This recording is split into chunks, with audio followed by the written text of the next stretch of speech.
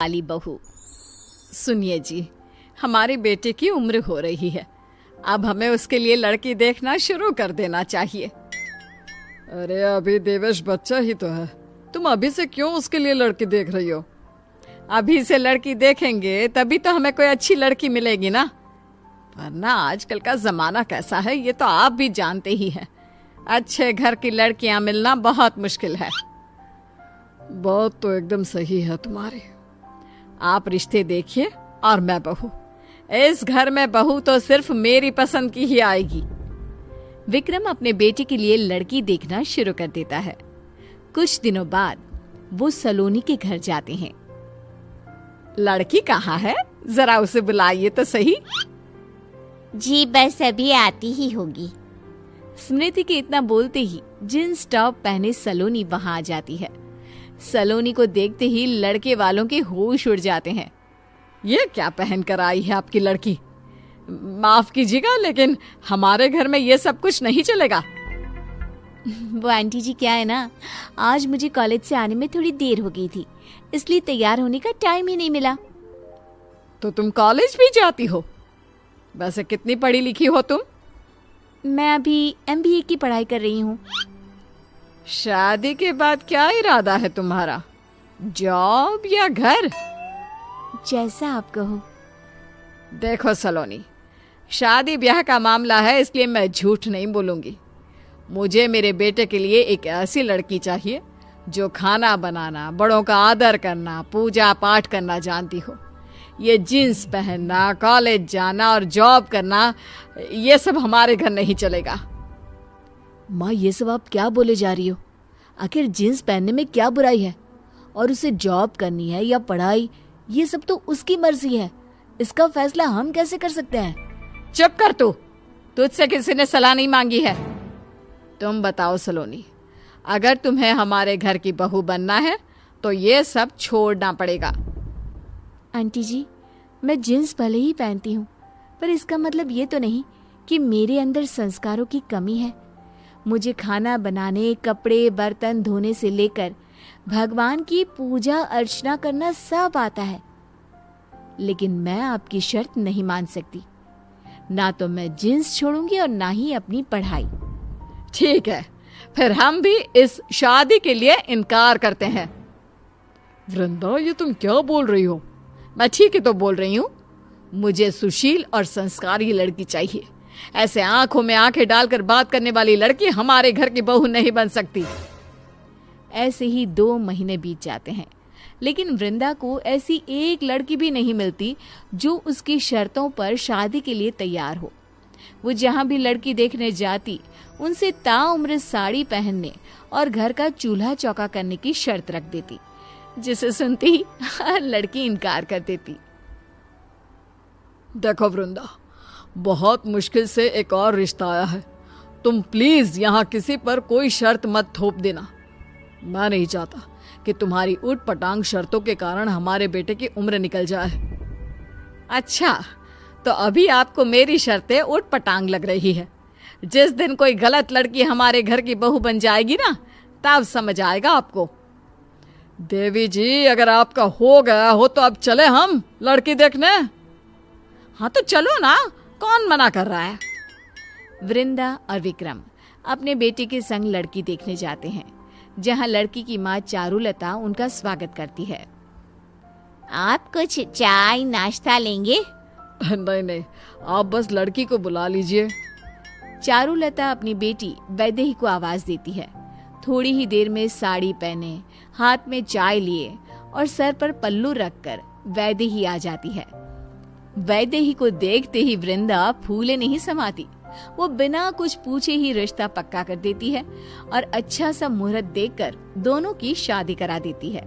शादी के 2 दिन बाद, वैदेही बेटा, देवेश ऑफिस के लिए लेट हो रहा है, तो उसके लिए चाय बना कर ले आ।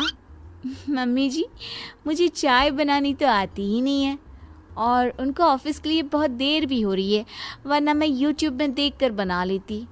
आप एक काम कीजिए ना, आज आप चाय बना लीजिए, मैं कल बना लूंगी। वैदेही की बातें सुनकर वृंदा का मुंह खुला का खुला रह जाता है।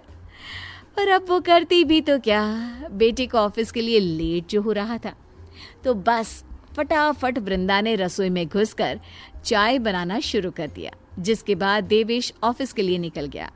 अब वृंदा सीधे वैदेही के कमरे में जाती है।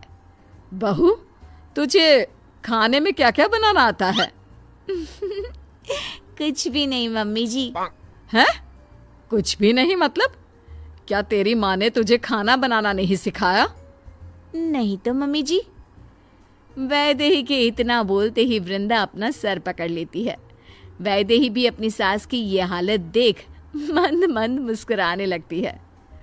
अच्छा बहू, ये बता, तुझे कपड़े धोने तो आते हैं ना? ना। क्या? कपड़े धोने भी नहीं आते? अच्छा तो बर्तन धोना, वो तो आता ही होगा। नहीं मम्मी जी, मैंने आज तक कभी बर्तन धोए ही नहीं। तो एक बात बता बेटा, तुझे आता क्या है? इस पर वैदेही शर्माने लगती है। अरे शर्मा क्यों रही है? बता ना, कुछ तो आता ही होगा तुझे। वैदेही शर्माते हुए कहती है, मम्मी जी, दरअसल मुझे ना खाने पीने और सोने के अलावा कुछ नहीं आता। वैदेही के इतना बोलते ही सास का सर चकराने लगता है। वो खुद को संभालते हुए कहती है, कोई बात नहीं बहू, मैं हूं ना, मैं तुझे सब सिखा दूंगी। दिन बीतते जाते हैं, लेकिन वैदेही घर का एक काम भी नहीं सीख पाती। वृंदा भी अब उसे सिखाते सिखाते थक चुकी थी, इसलिए अब वो भी उससे काम करने को नहीं कहती। क्या हुआ वृंदा, इतने परेशान क्यों हो? अब क्या बताऊं आपको, सारा काम दिन रात बस मुझे ही करना पड़ता है। बहू को कुछ भी बोलती हूँ तो वो साफ इनकार कर देती है। अब बहू तो तुमने खुद ही पसंद की थी, तो भुगतो अब। इसीलिए कहता हूँ, पहनावा देख कर किसी इंसान को मत तोला करो। कितना समझाया था, लेकिन तुमने मेरी एक बात नहीं सुनी। अच्छा ठीक है, मानती हूँ सही बहू चुनने में मुझसे चूक हो गई, आप खुश? इतना कहकर वृंदा वहां से चली जाती है। एक दिन वृंदा से मिलने उसकी कुछ सहेलियां घर आती हैं, जिनमें से एक सहेली अपनी बहू को भी साथ लेकर आती है। अपनी सहेली की बहू को देख वृंदा के पैरों तले जमीन खिसक जाती है। तुम यहाँ? ये मेरी बहू है सलोनी, तुम जानते हो एक दूसरे को? जी माँ जी, आंटी जी अपने बेटे का रिश्ता लेकर मेरे घर भी आई थी, लेकिन उन्होंने शर्त रखी थी कि वो मुझे अपने घर की बहू तभी बनाएंगी जब मैं अपनी पढ़ाई, जॉब और जींस पहनना सब छोड़ दूंगी। सलोनी की बातें सुनकर सभी दंग रह जाते हैं। इतने में सलोनी की सास कहती है, वैसे अच्छा ही हुआ जो तुम इसकी बहू नहीं बनी, वरना हमारा क्या होता। जानती हो वृंदा, मेरी बहू घर का सारा काम अकेले करती है, मुझे एक बर्तन तक उठाकर नहीं रखने देती। मैं तो सच में बहुत भाग्यशाली हूँ जो सलोनी मेरे घर की बहू बनी है। हीरा है हीरा मेरी बहू। अब वृंदा को अपने किए पर बहुत पछतावा होता है। उसे शैलजा से जलन भी होने लगती है, जिसके कारण वो अपनी बहू की झूठी तारीफों के पुल बांधना शुरू कर देती है। अगर तेरी बहू हीरा है तो मेरी बहू भी कोहिनूर है। जानते हो तुम लोग, मेरी बहू तो सुबह उठने से पहले ही मेरे हाथ में खाना ला कर दे देती है और मेरे बोलने से पहले ही घर का सारा काम खत्म कर देती है। ऐसी है मेरी बहू। जिस बहू की तो इतनी तारीफ कर रही है, जरा अब उससे मिलवा भी दे। हाँ हाँ, क्यों नहीं। वैदेही बेटा, जरा बाहर तो आना, मेरी कुछ फ्रेंड्स तुझसे मिलना चाहती है। वृंदा के कहते ही वैदेही सिर पर पल्लू रखकर बाहर आती है और सभी के पैर छूती है। वृंदा, तेरी बहू तो बहुत संस्कारी है। हाँ यार, तू सच में बहुत भाग्यशाली है जो तुझे ऐसी बहू मिली, वरना आज के जमाने में ऐसी लड़की मिलनी बहुत मुश्किल है। सच में क्या किस्मत पाकर आई है तू। तुझे तो कोहिनूर से भी कीमती बहू मिली है। वृंदा झूठी मुस्कान लिए हंसने लगती है। तभी मम्मी जी, मुझे बहुत भूख लग रही है, जल्दी से जाकर कुछ बना दीजिए ना प्लीज। वैदेही की ये बात सुनकर सभी दंग रह जाते हैं। अरे बेटा, भूख लग रही है तो जाकर बना ले कुछ, अपनी सास को क्यों परेशान कर रही है? इससे पहले कि वैदेही कुछ बोलती, वृंदा बीच में बोल पड़ती है। वो क्या है ना, बहू को सिर्फ मेरे ही हाथ का खाना पसंद है, इसलिए वो मुझसे बोल रही है। ये तो बहुत अच्छी बात है, फिर तो ये बाहर का कुछ खाती भी नहीं होगी, क्यों बहू? अरे नहीं नहीं आंटी जी, मैं तो सब कुछ खा लेती हूँ जो भी मिल जाए, बस मुझसे ना ये काम वाम नहीं होता। मुझे तो आप बैठे बैठे जो दे दोगे मैं सब खा लूंगी। क्यों वृंदा, तू तो बोल रही थी तेरी बहू घर का सारा काम करती है। अरे बहू, तुम लोगों से मजाक कर रही है क्या? तुम भी इसकी बातों पर भरोसा कर रहे हो? जा बहू, जाकर सबके लिए चाय बना दे। मम्मी जी, मैंने आज तक अपने लिए तो चाय बनाई नहीं, फिर इतने सारे लोगों के लिए कैसे बना दूं?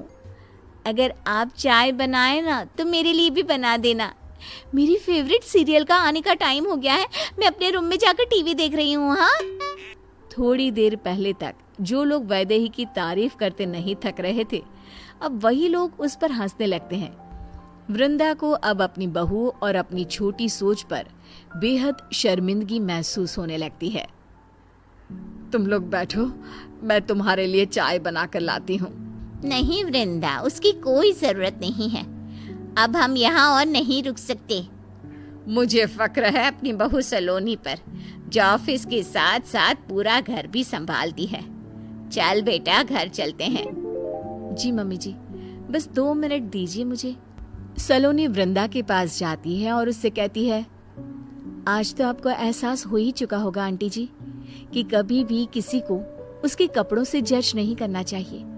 जींस पहनने का मतलब ये नहीं होता कि लड़की असंस्कारी है, या फिर अगर लड़की ऑफिस जाती है तो अपने परिवार को नहीं संभाल सकती। ये सब सिर्फ एक गलत सोच है।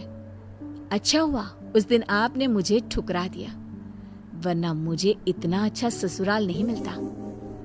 आज अपने पूरे जीवन में पहली बार वृंदा को एहसास होता है कि पहनावे को लेकर उसकी सोच कितनी गलत थी।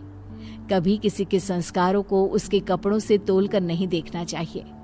कपड़े कभी किसी की काबिलियत और संस्कारों को बयां नहीं कर सकते।